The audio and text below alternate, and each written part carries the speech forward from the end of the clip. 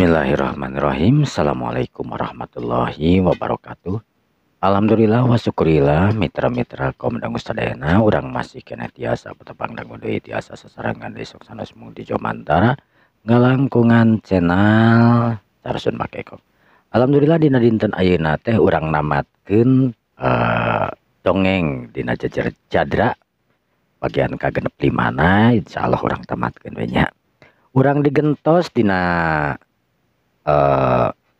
dinten ayeuna keneh ku jejerna si balung tunggal. Balung tunggal mudah-mudahan ya film hapi dongeng persilatan teh anu jejerna balung tunggal sing tiasa ngahibur paluargi sarayana ngagentos jadra antos tamat dina insyaallah dina dinten ayeuna nya. Atuh kukituna ku ayeuna ieu acara dongeng teh mudah-mudahan sing ngajantenkeun panglipur kalbu panggebrahmana hiburan kanggo mitra-mitra sadayana di mana wae ayana disuklakna disuklukna nu sami-sami mika cinta tur mika resep kana seni budaya Sunda tangga-tangga memulai seni urang seni tradisional Sunda. Mitra berarti nyangkolong tinggal waktos mangga urang dilajengkeun wae dongeng Sunda teh wilujeng ngangukeun wilujeng manco dina hapena sewang-sewang rung.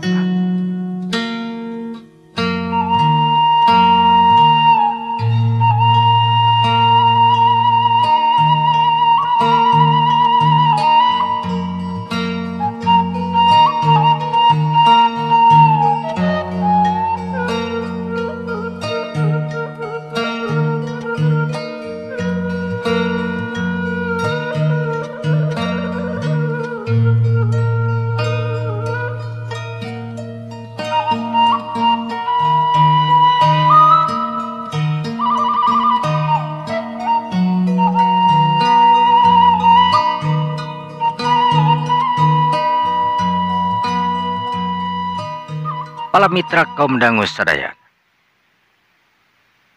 dua insan anu memang saling mika bogoh sanajan memang awalna Joni mika resep ka Fitri, Pani anu memang mika resep ka Joni tapi memang henteu betus. Ayeuna dua-duana kulantaran geus diomongkeun ku Rendra tadi nama heureuy Rendra definitif salam, tetapi nyatana Pani memang bogoheun ka Joni oge nu sebenarna nyimpen perasaan ka Pani ngan kulantaran aya Fitri Joni leuwih milih Fitri tadina. Nu antukna hubungan antara Pani jeung Joni teh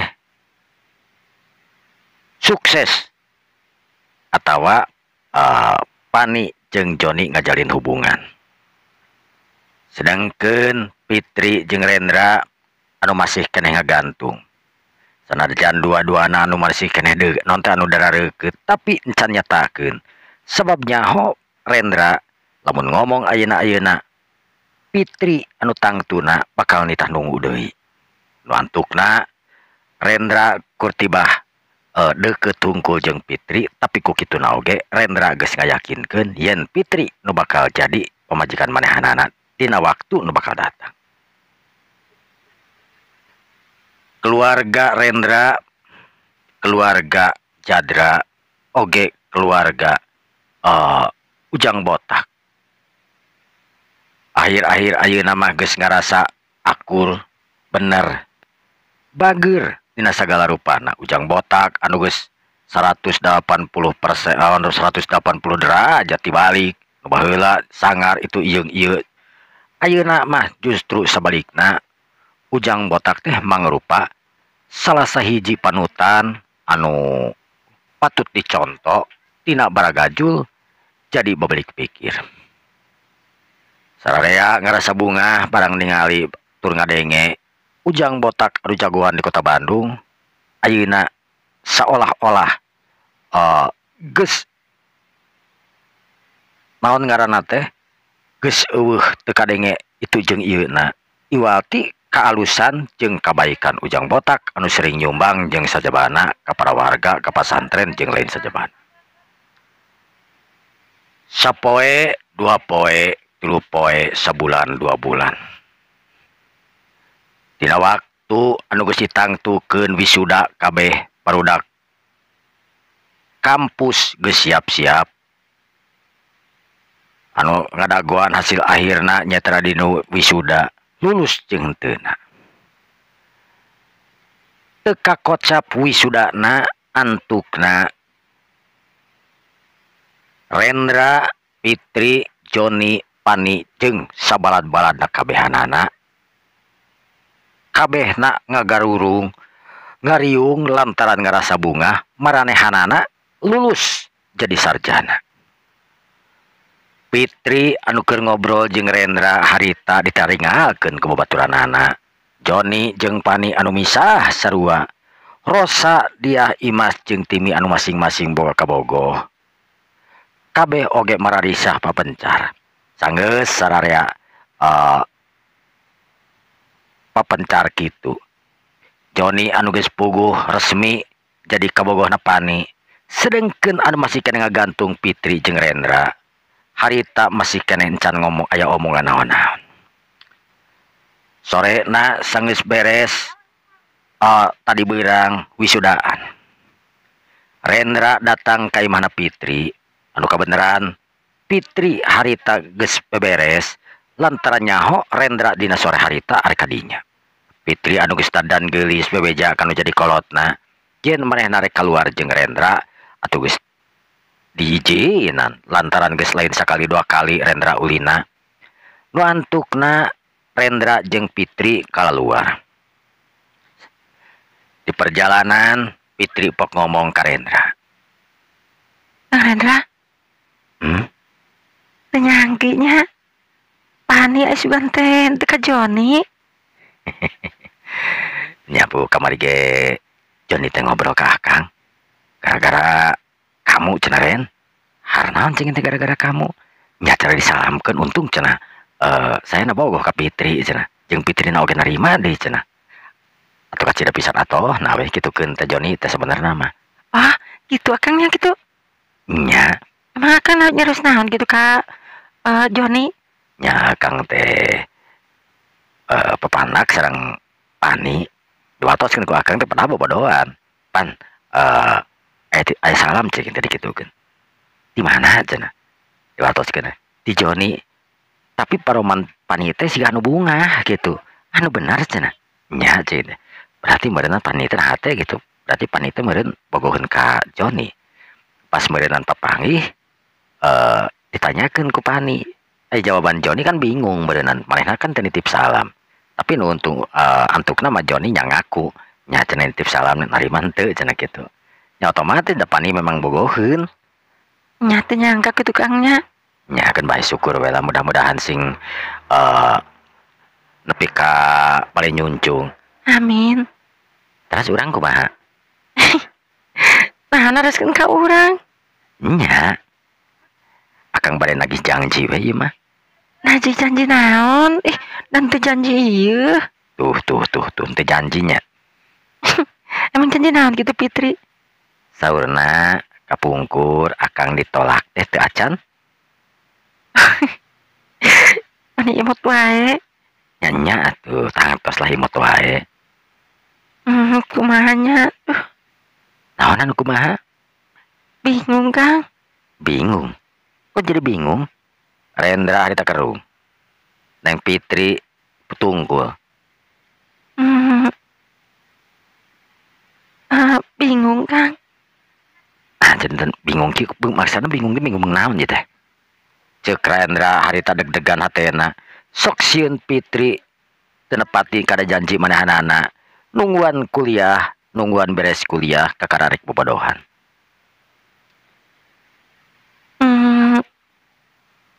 Emang Akang yakin gitu cinta ka Fitri teh? Akang anu sajakin-jakina. Samalahin kur cinta unggul tapi Fitri teh hoyong dijantankeun istri ku Akang. Tapi Kang, Fitri tungkul deui. Astagfirullahaladzim.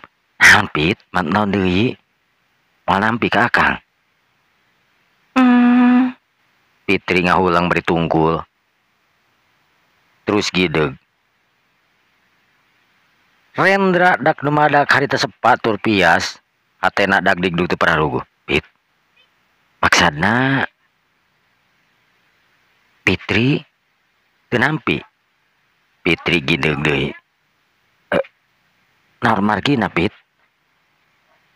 Atanapi memang Fitri gaduh nu sanes. Fitri nyengkatkeun beungeutna. Neuteup seukeut tur antep ka Rendra. Salaresna Fitri. Rendra barang ningali paroman Fitri nu kawas kitu, harita manehna deg-degan beri neuteub ka Fitri. Maksudna naon Pit?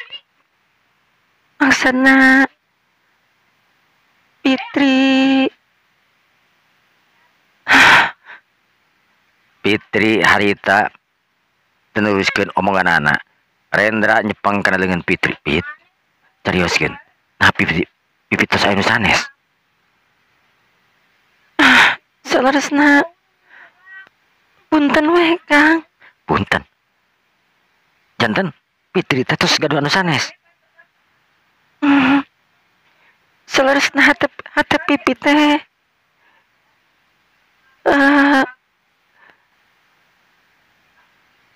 mika emut we ka hiji jami Kang. Mika emut ka hiji jami? Saha jalmina? Rendra dak dumadak harita beungeutna beureum. Hoyong terang Akang. Hoyong? Saha jalmina? Namina Cek Rendra cek Fitri bari neuteub kana beungeut Rendra. Saha Pit namina? Sok wartoskeun. Namina Kang Rendra. Hah? Akang? Tanapi jalmi nu sami sareng Akang. Akang. Neng Fitri ujug-ujug seuring ngagigik, seuringkeun Rendra anu molohok harita masih keneh kabur pangacianana. Barang sidik-sidik ningali Fitri anu keur gagalak-gagan seuri, ngalonyeng ka dirina ngariruas ka manehanana.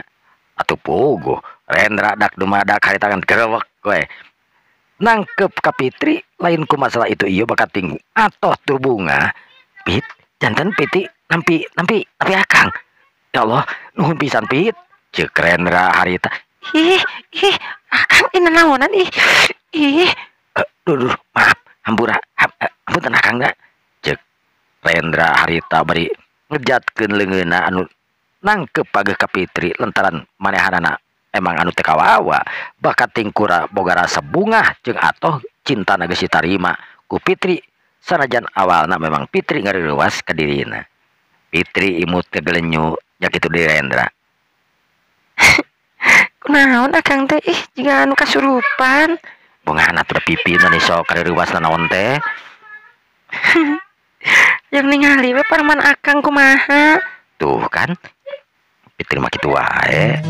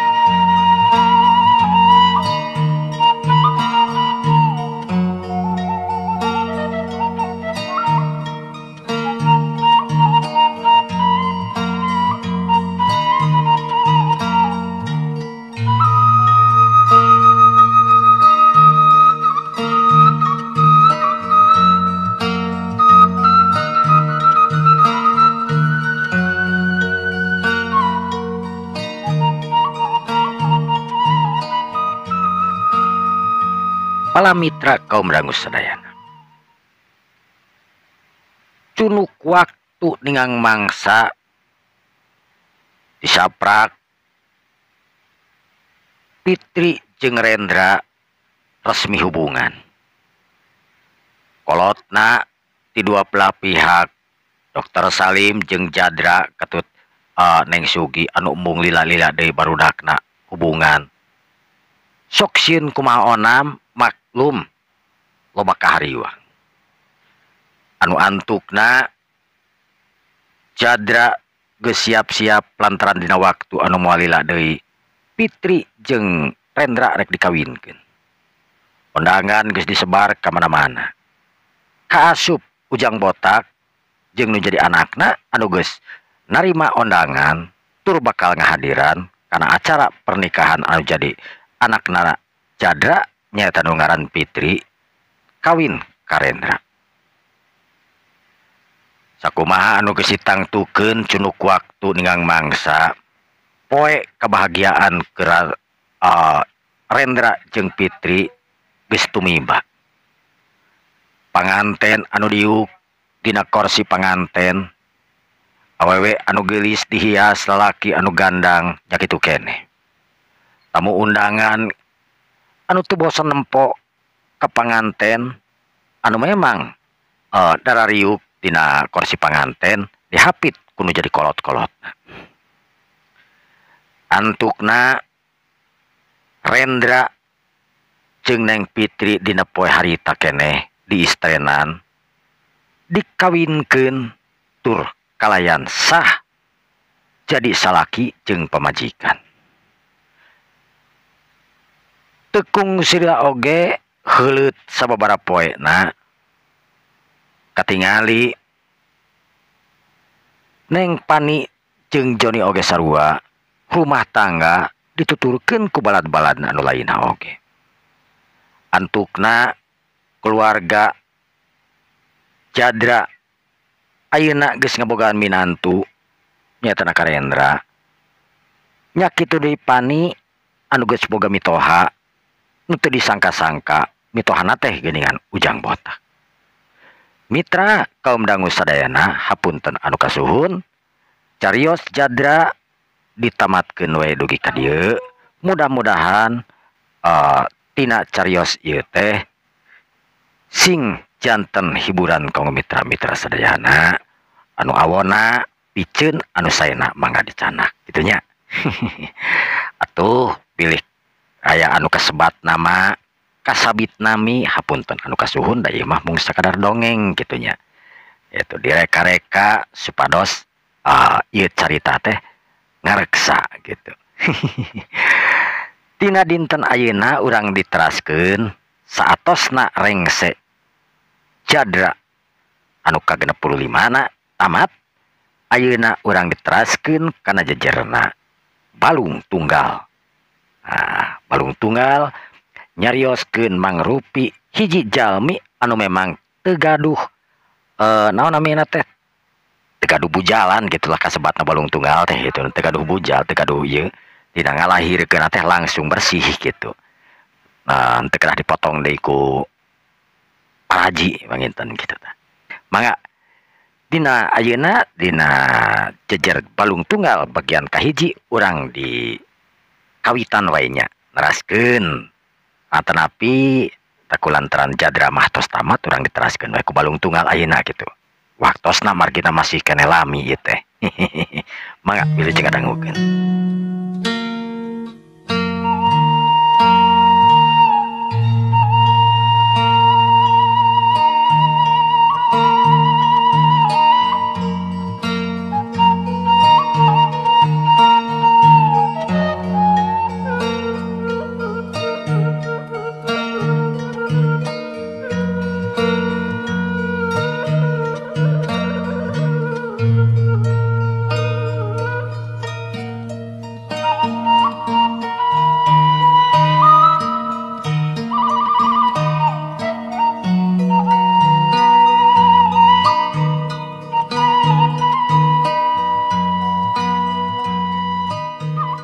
Para mitra kaum dangu sadayana kakocapkeun di kampung Cikuya eta kampung teh mangrupakeun kampung anu gede. Di kampung Cikuya teh anu disebut Kampung Garong loba nama jelema teh nyerebutna teh. Sabab kampung Cikuya mangrupakeun tempatna para karaman anu nyebutkeun karaman di kampung eta teh disebutkeun Karaman Haur Koneng. Di Karaman Haur Koneng anu ngaranna Ki Jambang jeung Ki Suro anu jadi pamimpinna. Ki Jambang salah sahiji guru Ki Suro. Lain kur Ki Jambang hungkul malah oge aya guru-guru anu lainna. Ki Suro anu kasebutkeun jalma anu gagah sakti mandraguna cenah. Ngan elmuna dipake kana teu hideng. Karaman Haur Koneng anu dipingpin ku Ki Suro jeung oge Ki Jambang anu jadi guruna. Kacida pisan dikenal ka mana-mana lantaran Ki Suro jeung anak buahna di Karaman Haur Koneng teh mangrupakeun jawara anu barangasan. Sahabok kadua gaplok. Lamun ngarah bener, lamun mencit-mencitnya. Ki Suro ningali musuh-musuhna teh siga ningali sato we. Sing saha-saha anu gelut jeung Ki Suro nu tangtuna bakal tumiba jeung ajal. Dina hiji peuting Ki Suro anu ngayakeun acara. Ngonang para jago-jago. Saban tahun sakali Ki Suro sok neangan jago-jago pikeun dijadikeun anak buahna. Sararea geus pada apal di kampung Cikuya mah. Sanajan gersang kumaha oge dai kana ka urang kampung dinya mah Ki Suro teh bager kasebutna. Galak sote jeung ngaranyah sote ka kampung-kampung tatanggana ibaratna Kampung Laya jeung kampung-kampung lainna nu deukeut ti dinya. Dina kaayaan hiji peuting jalma urang kampung ti ditu ti dieu samalah tatangga kampung ge geus daratang ka eta pitempatan. Geus ngadenge Karaman Haur Koneng anu dipingpin ku Ki Suro rek ngayakeun sayembara. Dina sayembara eta ayeuna mah lain neangan jago atawa balad. Lantaran jago-jago di Karaman manehanana jatana di Haur Koneng teh geus loba jago-jago anu sararakti. Ki Suro anu boga budak hiji awewe anu kacida pisan geulisna. Ki Suro rek neangan pisalakieun ka eta jang anu jadi anakna lantaran Ki Suro ngarasa manehanana jawara, ngarasa manehanana jago. Anu tangtuna anakna oge kudu boga salaki anu jago mampu ngelehkeun jago-jago anu memang disebutan jago di dinya. Ki Suro anu marentahkeun ka anak buahna pikeun siap-siap meresan dina sagala rupana ulah aya nu kaliwat. Babad bayana euy. Sakabeh kudu dilores ieu. Ulah aya nu kaliwat. Mun kan. Cek anak buahna harita anu kasih disebutkeun si Mamad mangrupakeun anak buahna nu paling maher dina ulin bela diri. Si Mamad anu memang dipercaya ku manehanana. Dipercaya ku Ki Suro jeung Ki Jambang. Anak buah Ki Jambang anu memang hebat dina ngulinkeun ilmu bela diri.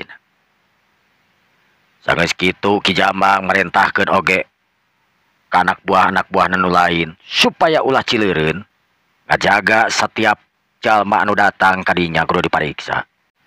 Supaya anu jadi peserta teh teu samarangan. Jalma anu boga kemampuan tur hebat bisa miluan harita anu datang ka dinya kudu dites nepikeun ngangkat jeung narik hiji barang anu geus moal bisa kaangkat atawa katarik ku jalma-jalma anu boga kemampuan anu lemah. Si Mamad anu bagian mariksana jeung para anggota nu lainna, para anggota haur koneng nepikakeun obyag bakating kuloba ting sabaraha puluh urang ting sabaraha ratus urang. Kan anu jelas anggota haur koneng teh mangrupakeun para jawara anu jadi pilihan Ki Suro. Antukna jago-jago anu daftar harita geus dipariksaan aya nu asup lolos aya nu henteu. Anu henteu asup lolos manehna teu bisa kumaha-kumaha. Da memang ujianana oge cobaanana agak berat. Kudu narik atawa ngangkat batu anu sakitu gedena anu homo ku jalma biasa mah bisa kaangkat atawa katarik. Tapi ku kahebatan para jawara aya we tetep sanajan eta batu anu sagede beteung muning leuwih kudu kaangkat aya nu mampu ngangkat samalah siga aya nu hampangeun segala rupa nandakeun jalma-jalma anu memang aya dirinya teh anu asup ka paguron haur koneng teh nandakeun jalma-jalma anu hebat boga kemampuan kasakten anu hebat kacida. Peutingna Ki Suro diuk ngarendeng jeung Ki Jambang oge jeung nu jadi anakna anu geulis rancunit. Eta anakna teh anu boga ngaran Dewi Halini. Dewi Halini anakna Ki Suro hiji-hijina. Sedengkeun anu jadi indungna geus eueuh ningalkeun ku alatan gering. Dewi Halini anu ayeuna geus dewasa tur umur 18 tahun. Anu katingali geulis rancunit buukna panjang teteupanana seukeut ka panggung. Sedengkeun di sabeulah-heunana harita ngajajar calon-calon anu jadi calon anu rek jadi salaki manehanana lamun teh mah eta calon teh menang dina acara ngadu jago dina waktu harita. Sayembara dina peuting harita rek dimimitian katingali para penonton antusias nakeranan nyedek ka hareup bari sakapeung mah hayang ningali Dewi Halini anu memang jarang muncul jarang keluar. Dewi Halini lain wanoja biasa. Dewi Halini mangrupakeun wanoja anu gagah sakti warahan anu jadi guruna Ki Jambang nyatana naon teh warahan anu jadi guruna bapakna nyatana Ki Jambang. Anu tangtuna ilmu Dewi Halini teu jauh beda jeung nu jadi bapakna nyatana Ki Suro. Ki Suro anu netep ka panggung harita lantaran panitia anu geus rujag lejeg. Panitia katingali ngacungkeun leungeun nandakeun anu lalajo harita kudu jempe. Jep kayaan di tapi tempatan jempe lir ibarat gaang anu katincak. Teu sirikna batu koge ditahan. Ngong panitia harita ngomong dina sora anu tegas nakeranan. Hieun acara teh rek dimulai. Sanggeus beres panitia ngomong der atuh harita musi naon teh kenang nurungtung jeung goongna sagala ting ditakol. Anu katingali penonton oge menika ayah-ayahan lantaran katingali aya mojang anu memang milu kana eta panayagan saperti jaipongan mantak genah katingalina lungak-lingek segala rupa.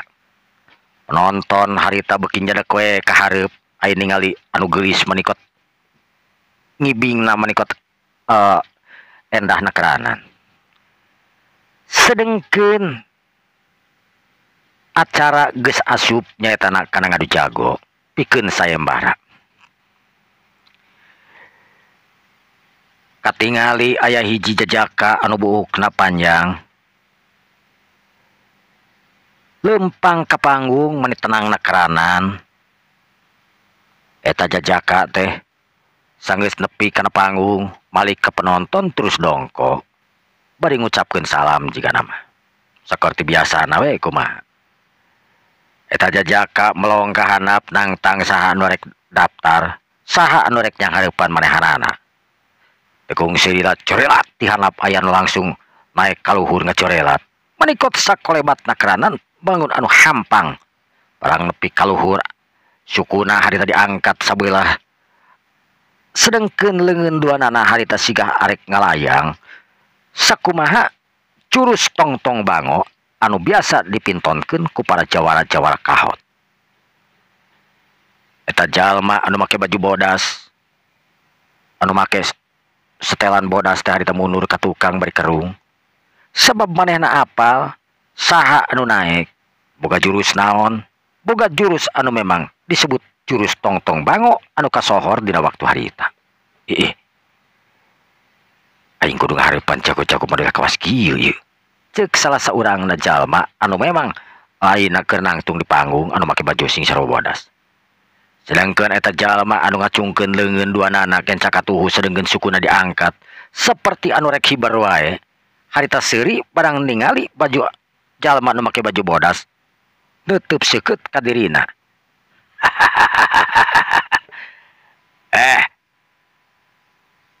Wayahna ilaing ayeuna euy. Turun we ti ayeuna keneh daripada era mah. Kurang ajar anjeun. Ulah sangeunahna anjeun ngomong. Encan naon ieu teh. Ceuk anu jadi baju bodas harita bari nangtung mancuh dina tangtunganana. Sanggeus kitu duanana harita tinggal lejeg bari muter ningali kelemahan musuh masing-masing anu baju hideung katingali manikot buringas nakeranan. Sedengkeun jalma anu make baju sing sarua bodas tenang katingalina. Corelat jeung baju nu warna beureum langsung ngacorelat kadeuketan ka baju bodas. Sedengkeun baju bodas harita mundur salengkah awakna ka tukang. Mere celah rek nyeun kuda-kuda anu kokoh nakeranan. Set. Nu baju bodas harita masang kuda-kudana nepi ka kokoh nakeranan. Panona anu rangcingeus ningali kana gerakan musuh anu make baju beureum. Sedengkeun anu make baju beureum katingali liar nakeranan dina gerakanana surung taral suruntul ka ditu ka dieu mani cepet nakeranan. Pok anu jadi baju bodas harita ngomong. Nah anjeun teh rek ribut atawa naik kumaha teh? Cikan atuh.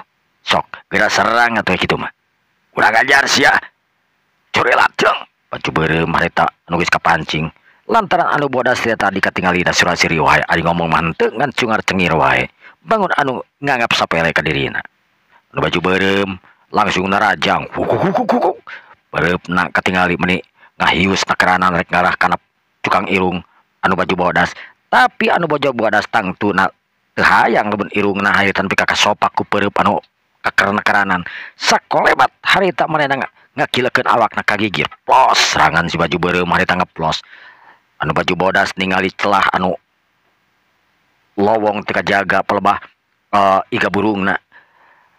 Leungeun anu belah kenca ti eta jalma anu make baju bodas harita rek ngepang kana iga burungna si baju beureum. Nu baju beureum harita mundurkeun awakna ka tukang. Mung manehna oge sarua lamun kudu iga burungna kebeunangan ku jalma anyar pinanggih. Plos serangan harita ngeplos sarua duanana oge salih serang tingkurudug ka ditu ka dieu tapi encan aya hiji oge anu nganaan kana awakna masing-masing. Renghap duanana harita ngarenghap ripareup-hareup corelat jeung anu baju bodas ayeuna mah maneka tingali agresif nakeranan. Pok nu baju bodas harita ngomong. Geura turunkeun ka kemampuan anjeun sok. Corelat anu baju bodas kacorelat deui harita ngangseg nyerang kana baju beureum.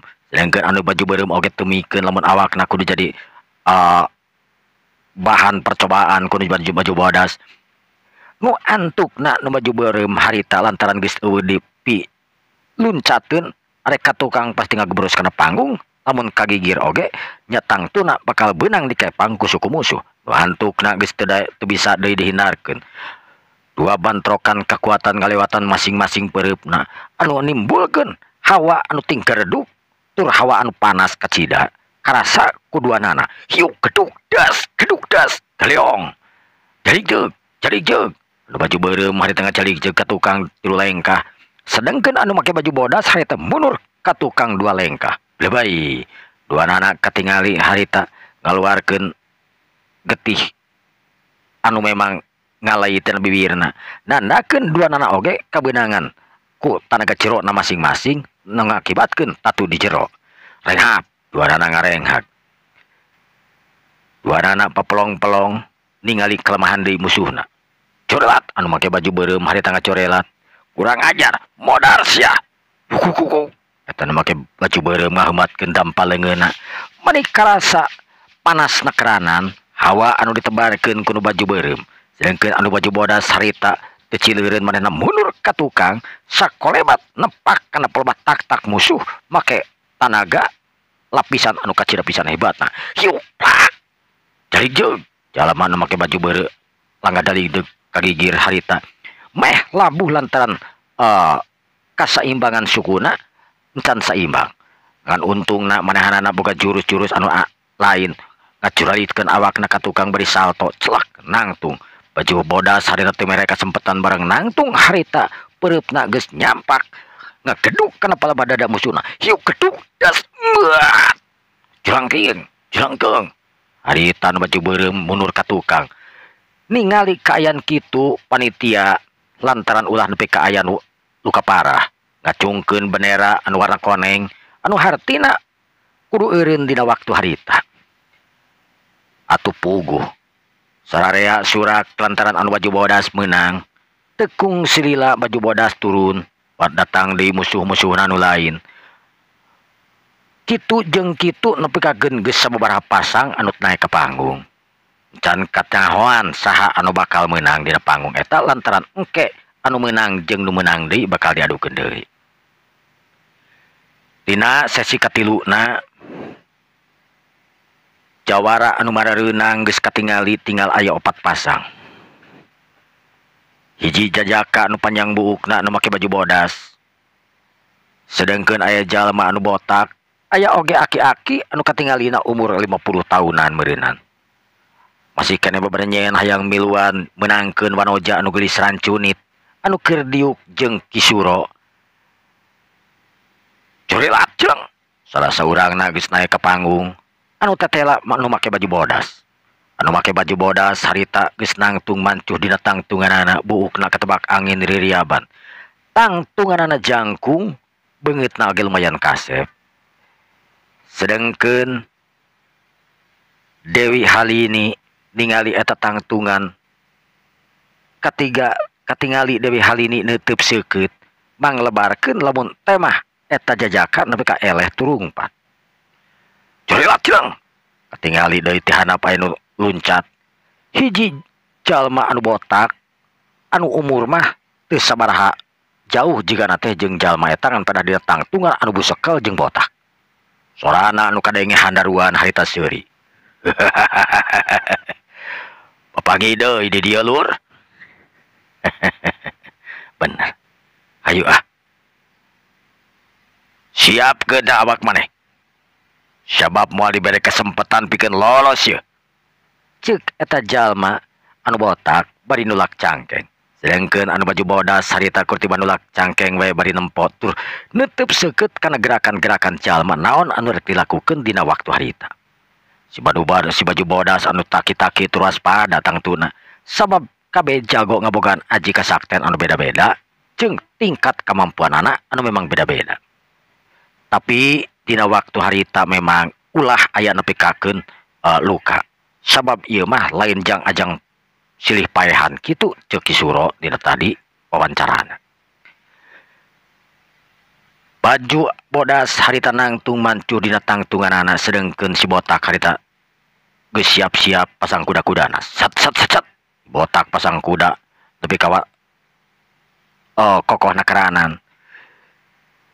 Baju bodas tu wani gagabah. Corelat, botak harita ngacorelat ngintip ti belah sisi. Lep.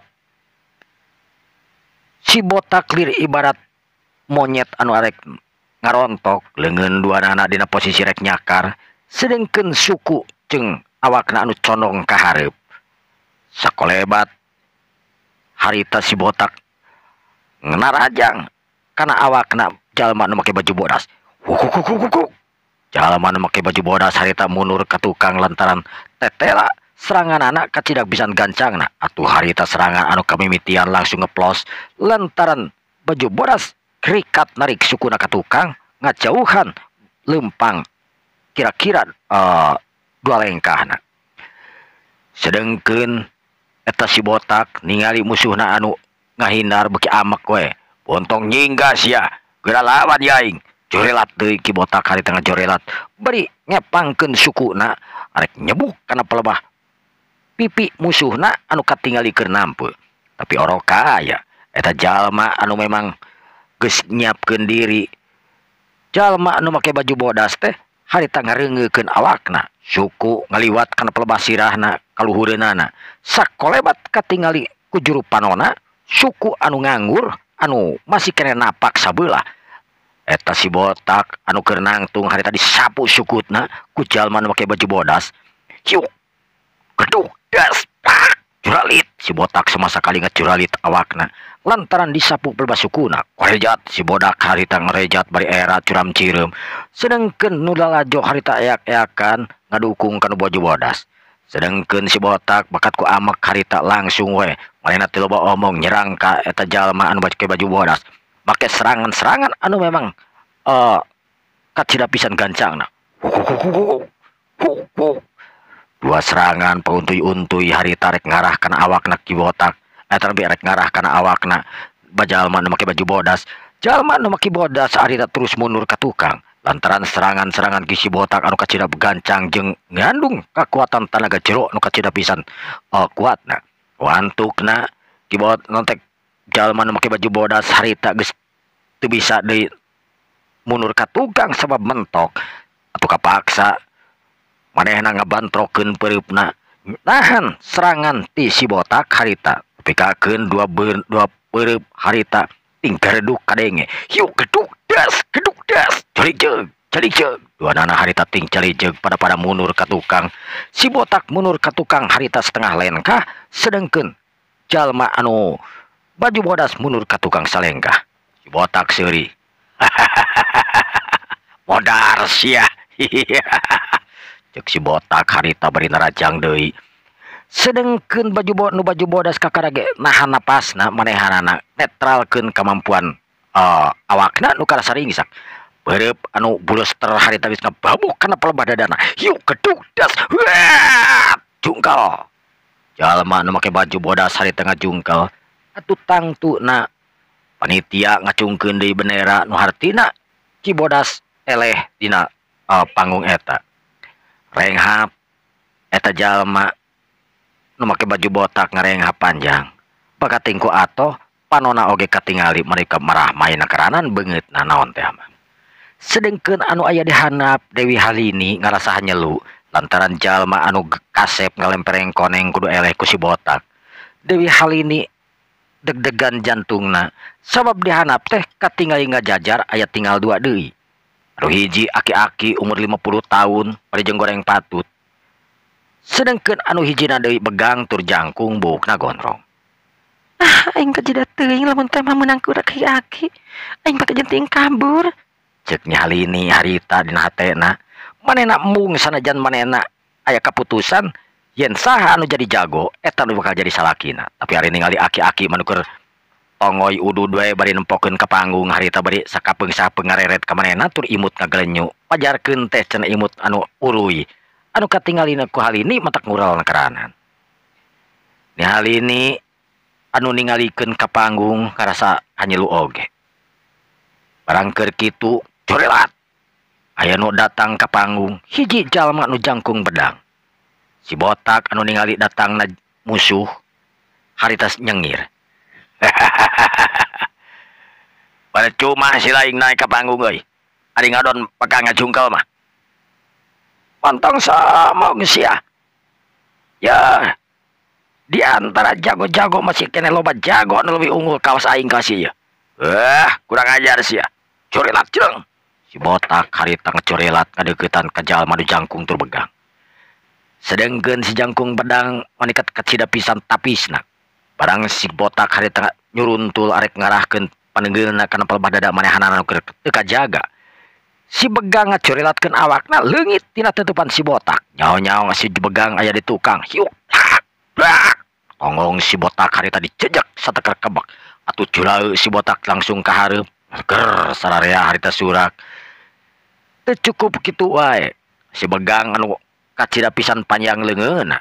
Sakolebat manehanana ngirimkeun di serangan lantaran si botak anu kerja jolonggongan.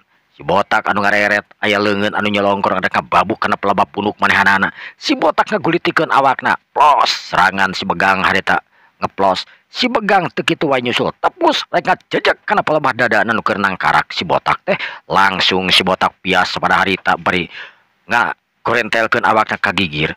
Corelat si botak harita langsung ngajaul ka luhur. Manehna teu mikeun lamun dadana kudu remuk ditincak ku si Begang. Si Begang anu kalengitan musuhna lantaran ngajaul ka luhur. Geuwat harita ngaret ka belah kenca.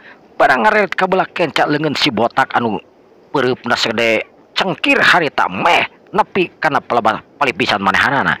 Untung harita si Begang tapisna keranan sakolebat ngadongkokeun awakna bari ngarampid peureub si botak. Saterusna eta peureub langsung ditilepkeun make beleungeun katuhuna bari syukur naon teh sikuna diasupkeun kana pelebah dadana. Yuk geduk das. Si botak langsung melengking lantaran karasa dadana anu asa pasengsol. Barang keur melengking kitu harita si Begang anu nyusul tepus ngajejek kana pelebah ka kamplong musuh. Hiuk geduk das. Koloyong kubrak. Harita si botak nangkarak bengkang lantaran manehna geus teu kuat deui nahan ka nyeri anu kacida pisan ka nyerina. Panitia ngasungkeun di bendera. Sageus kitu si botak dipayang dibawa turun ke handap. Corelat katingali aki-aki nu tadi keur masih kena diuk ningalikeun ngacorelat. Sanajan aki-aki oge umur 50 tahun awakna masih sesek.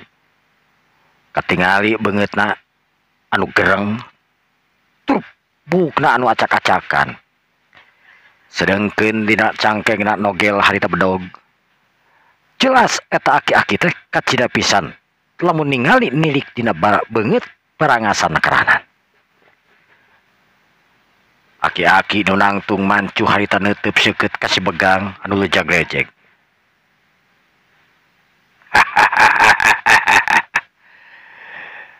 Hei Begang, wayahna ayeuna ilaing bakal mangihan lawan anu hebat. Memang aing sieun gitu. Hayo maju. Ceuk si Begang harita bari ngarengkenek masang kuda-kudana. Sedengkeun eta jalma anu kolotea kurtibah nangtung neuteub seukeut bari nyerengeh seuri ningali kuda-kuda musuhna anu kokohna keranan. Ayo geura serang aing yeuh. Ceuk eta aki-aki. Si Begang anu ngarasa amarah ka eta aki-aki anu teu buru-buru nyerang ka dirina. Antuk nakapaksa manehna muka serangan. Curelat cilang. Kuku. Serangan manehanana anu langsung harita ngarah kana awak si aki anu keur nangtung ngebregak neuteub seukeut ka dirina. Barang harita leungeun anu belah katuhuna geduk kana pelebah dadana. Si aki ngadon nyerengeh sedengkeun si Begang anu reuas kacida pisan reuasna eta aki-aki lain ngaculopong atawa kakenaan teungeulan manehanana teh nampuyak nu malah kalah nyerengeh bangun anu nangtang pikeun narima teungeulan manehanana nu lainna. Grabeakeun sia tanaga bade. Ceuk eta aki bari ngabedegar bari ayeuna manulak cangkeng sagala. Atuh puguh we. Si Begang beuki amarahna keranan. Kuku. Si Begang harita ngawatek kamampuanana. Aci kasaktena dikaluarkeun. Corelat si Begang harita ngacorelat deui teu loba omong. Dampaleungeun anu meber harita ngalayang nu maksudna ngarah kana sirah si aki rek ngabencarkeun sirah si aki make aci kasaktena. Nu karasa ku si aki harita aya hawa anu kacida pisan panasna ngarah kana pelebah sirah manehanana Tapi si Aki anu ciga nagis apa pengalaman geus jero dina urin bela dirina. Sakolebat si Aki harita leungit ilang tanpa karana ngacorelat leungit tina tempatna. Sedengkeun si Begang anu pak cileung harita teu kaburu ngaleeh pak. Lantaran si Aki geus ngapkitik kana pelebah puceuina. Hiu lak. Si Begang harita ngacuralit nangkarak bengkang lantaran sakolebat si Aki anu geus nyayangkeun pereupna kana pelebah puceuli manehanana. Si Begang harita langsung ngorejat deui bari jeung kaget tetelat tenggelan si Aki teh mati nakeranan nepi ka manehanana katurelengan. Si Begang anu nangtung mancuh memang kabilang kuat. Si Begang teh sanajan katenggelan ku aji pangarti si Aki anu kabilang hebat. Si Aki mundur ka tukang dina hatena pokom. Dan bener-bener hebat ya manusia. Tapi tong ngomongkeun aing lamun aing teu mampu ngelehkeunana dina waktu sagepragan. Ceuk si Aki harita. Curelat si Aki ngacurelat ayeuna mah. Katingali gerakan anu gancang nakeranan harita. Leungeun duanana mata ngadorongkeun ka hareup bari dikibaskeun. Karasa aya angin anu kacira pisan gedena ngagelebug tina leungeun Aki. Sedengkeun si Begang harita waspada, kuda-kudana anu mancuh harita nahan angin anu kacira pisan gedena. Sedengkeun si Aki anu terus-terusan ngangseg ngadorongkeun leungeunna ka hareup. Si Begang hampir katurelengan, tapi teu kitu si Begang oge boga kamampuan anu hebat. Sakolebat manehna malangkeun dada atanapi malangkeun leungeun dina palebah dadana. Nahan serangan si Aki anu mangrupakeun angin harita. Si Begang ngadorongkeun leungeunna anu mangrupakeun peureub. Karasa ku si Aki aya teumeragan anu datang kan dada manehanana. Si Aki langsung ngelesotkeun dampal leungeunna anu keur diserangkeun ka si Begang. Si Aki narik deui dampal leungeunna. Kukuk. Si Aki harita ngolebat ke belah kenca rek ngarah kana pelebah awakna si Begang. Si Begang sakolebat harita ngareungkeun awakna mung kababad ku si Aki. Plos serangan si Aki ngeplos harita. Sedangkeun si Begang ningali ke kemplong si Aki anu ketika jaga harita. Peureupna sakolebat arek ngahajar kana pelebah ke kemplong tapi orok kaya.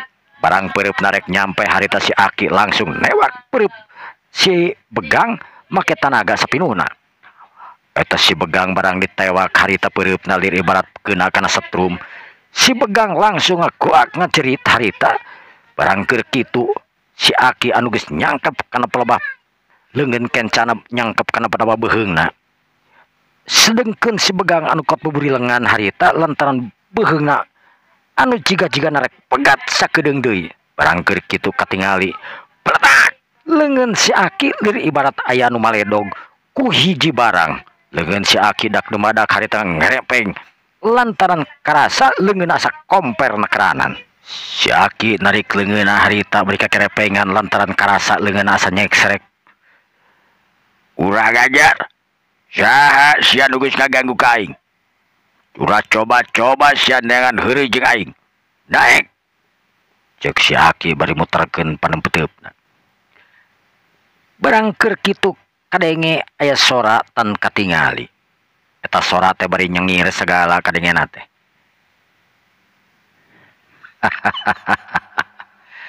Aki-aki 7 mulut. Hayang menangkeun parawan gede hawana mah ieu. Buah dukuh. Bontong heureuy sia. Sa si laing teh naek ka dieu. Aram jada sia urang padu hareupan jeung aing.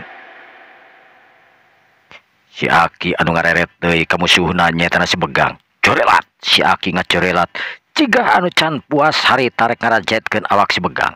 Gep leungeun si Aki newak deui beung si Begang anu teu sempet ngahindar lantaran si Begang anu masih kena nahan ka nyerina. Tapi aneh barang arek peureupna non teh dampal leungeunna rek mencet kana pelebab peuheung eta si Begang.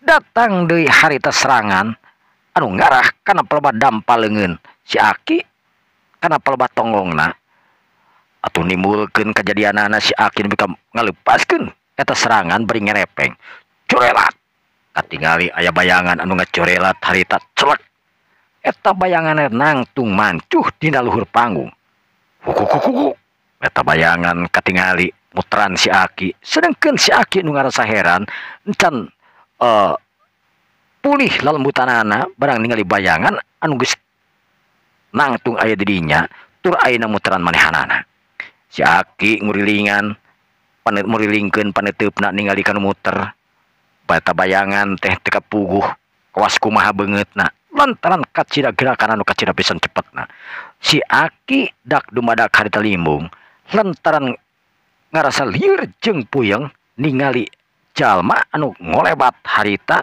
naik kana panggung bari jeung teu puguh kawas kumaha beungeutna barang keur kitu harita si Aki aya Noel pelebah irungna disintreuk pletak si Aki langsung ngoloyong harita kubrag si Aki ngakurubrag harita langsung lagrag kana luhur panggung corelat eta bayangan teh sakolepat ngacorelat teuing ka mana initna teuing saha manusana sakabe penonton anu kuduna masurak harita ningali musuh-musuhna anu lalagrag gahanap tapi aneh dina waktu ieu sakabe penonton jiga anu kasima ku bayangan anu ngacorelat sakolepat cepetna keranan dina waktu memenitan dedetikan eta bayangan teh geus ngaleungit deui sedangkeun anu aya dina parasmanan di tempat tamu Ki Jambang Ki Suro oge Dewi Halini sararea nangtung ngarasa kaget katangtungan jalma anu teu puguh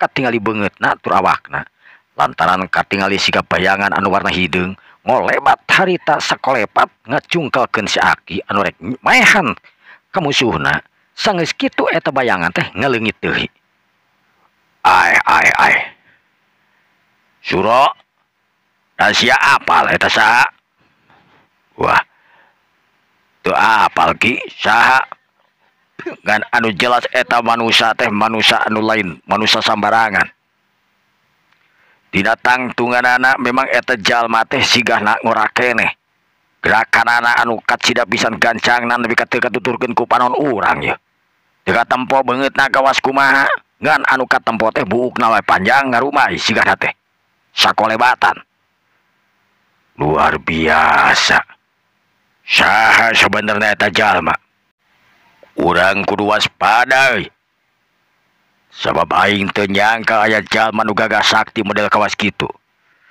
ieu jalma lain jore-jore bener Ki ieu jalma lain jore-jore sabab katingali dina gerakan anu katuturkeun nu teu katuturkeun ku panon Dewi Halini oge anu molohok tur ngahulang dina pikiran Dewi Halini harita pok ngomong Sating eta manusia teh jajaka teh aing yakin eta teh mangrup jelema majikan ngora majikan jajaka kur katingali buukna panjang ngarumai tapi ari beungeut aslina dikatingali bieu keur eureun tapi lamun katingali mah da katingalina teh jigana pantes rupana tapi nu anehna kunaon aing jadi penasaran ke eta lalaki asa teuing urang mana jeung saha ngaranna beungeutna kawas kumaha bi aing teh memang teu apal Dewi Halini nu antukna ngahulang katingali ku Ki Suro jeung Ki Jambang